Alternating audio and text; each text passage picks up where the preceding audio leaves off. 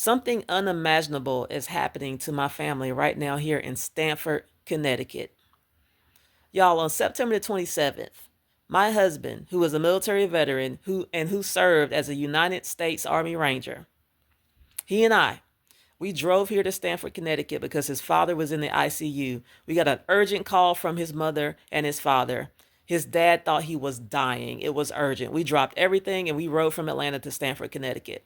Y'all, my husband is a private detective. He does private security work. We left with the clothes on our backs. My husband had on the security gear. We rode up the road, 18 hours, got to Stamford, Connecticut. Because of the line of work my husband does, he knows I'm a black man dressed in security gear. I'm up here in Stamford.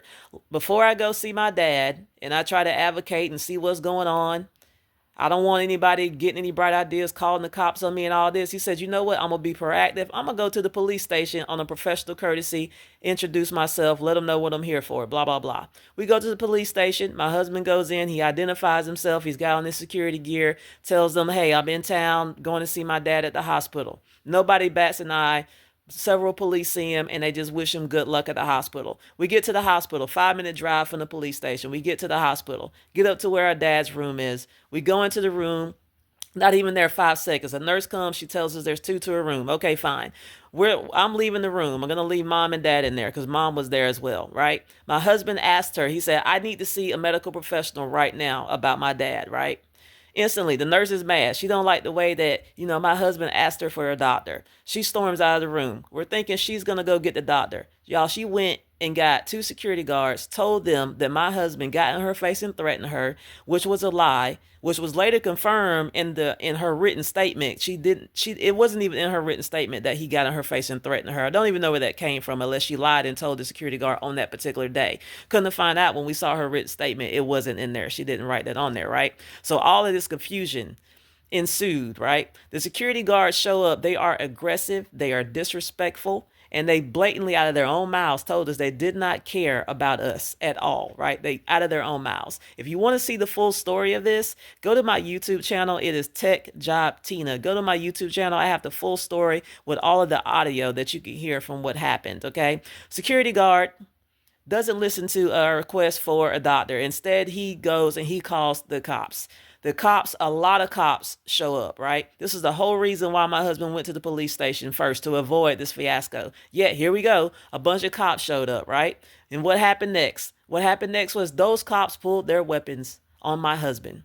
My husband was not disorderly. He did not raise his voice. He did not pull a weapon. He didn't do anything that warranted having those weapons pulled on him. I had to jump in front of my husband. My 70-year-old mother-in-law had to jump in front of me. We are standing in between my husband and those cops. Had we not been there, they would have shot him on the floor right in front of his father's ICU room, because that's where we were standing, in the doorway of his dad's hospital room when all of this was going on, right?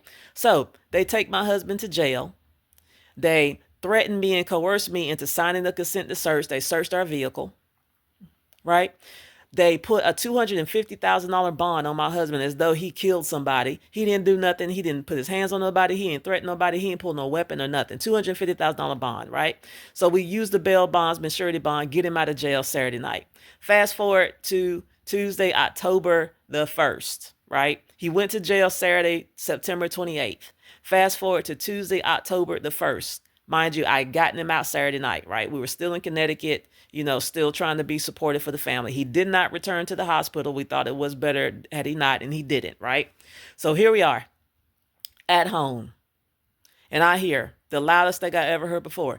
This is the Stamford City Police. We need everybody at address 123 Apple Street to come outside right now. We have a warrant for insert husband's name, arrest. My husband jumps up and he's like, what the hell? So he jumps up and he opens the window. He puts his hands out the window. It's okay. I'm coming down. I'm coming down. Y'all, they rearrested my husband. They sent 4 police cars, a bunch of armed men, and a big ass SWAT tank to his 70-year-old elderly parents' house to pick him up. Our mother was there. She was visibly shaking. I have the video of that. You can see it if you go to my YouTube channel, Tech Job Tina, and check it out.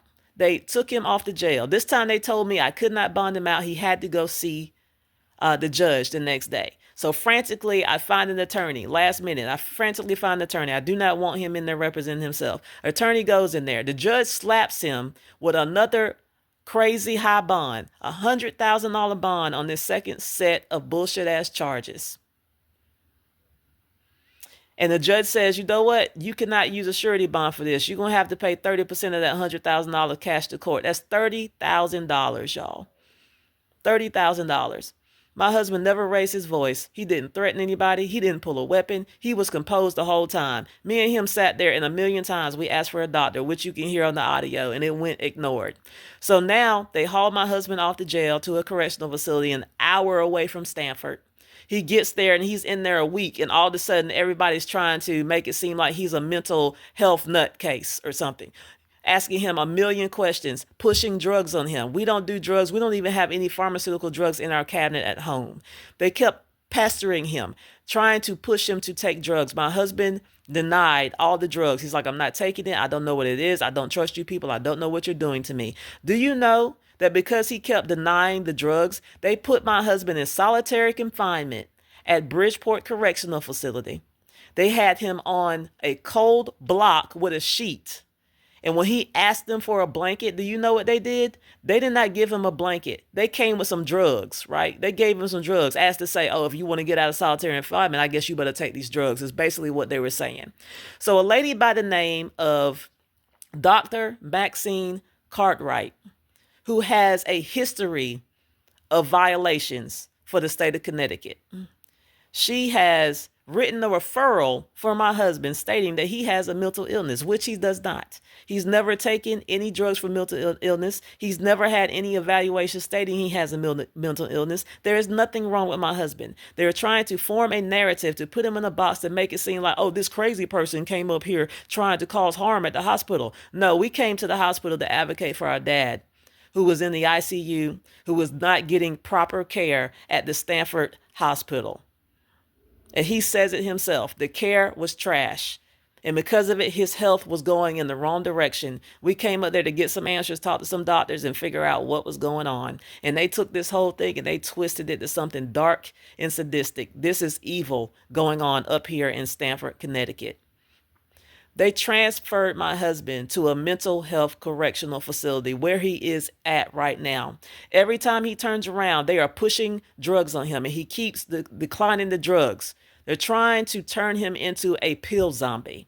My husband is not mentally ill, but you have this Dr. Cartwright who has six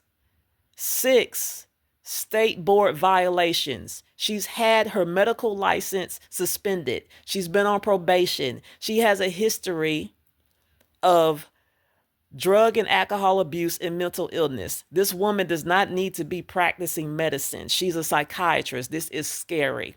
And she has given my husband a referral stating that he has a mental illness, that he needs to be taking these drugs. And now they're going to put my husband before a medical panel of which he doesn't get the right to have anybody representing him. A medical panel that represents the jail is going to be trying to determine if my husband has a mental illness. Are you kidding me? Do you see how one-sided this is right now? This is what is going on. They have railroaded my husband from every turn. From the nurse that lied and said that she threatened him, only to find out in her written statement that she didn't say anything about a threat, to the security guards that disrespected him as he calmly asked for a doctor.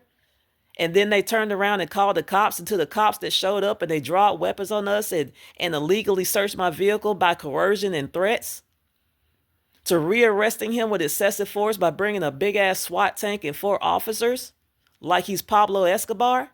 So now they're pushing this medicine on him that he does not want to take. He's not mentally ill, guys.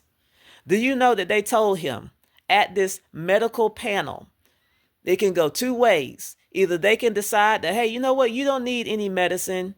We're just going to drop the whole thing. There's nothing wrong with you. We're fine, right? Or they can decide, you know what? We think you do need medicine. We think you do. You know what? We're going to call for you to take these drugs. We're going to give them to you. This is what they told me. We're going to give them to you orally, these drugs. But if you refuse to take these drugs, we're going to force these drugs on you. We're going to force you with injection. We're going to inject these drugs in you. Forced ejection is what they're saying. If you keep not taking these drugs after we decide that you need to be taking them, we're going to strap you down to a bed and we're going to inject them into you. This is a man that is in pre-trial confinement. He has not been convicted. He has not been sentenced. He is just awaiting to be released on bond.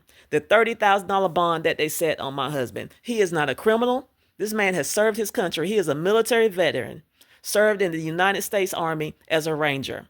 Came up here to advocate for his father. He loves his family. He loves God. He loves his country. He's not up here to cause a ruckus. And this is what these people are doing to my family right now. And they claim they care so much about mental health, but everything they are doing is actually mental abuse. Stamford, Connecticut, this is horrible. This is horrible what you're putting my family through. And now I want everybody to know about it. Share this video.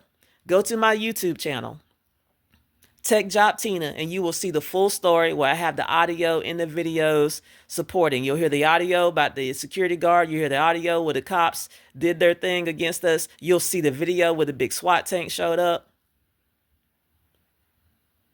This is terrible. I want justice for my husband.